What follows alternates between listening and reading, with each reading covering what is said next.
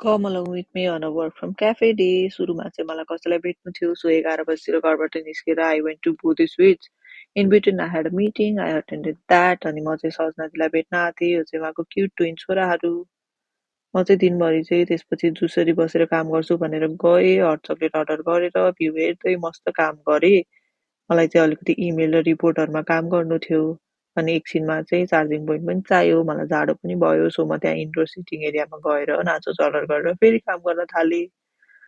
अनि मलाई बस्दा बस्दै केही तातो तर नगुलियो खानेकुरा खान मन लाग्यो, so I ordered a pot of herbal tea, which was pretty good I guess. अनि त्यसपछि म चाहिँ जर्नल गर्न थालेँ। यति बेलासम्म चाहिँ अलरेडी 4:30 भइसकेको थियो।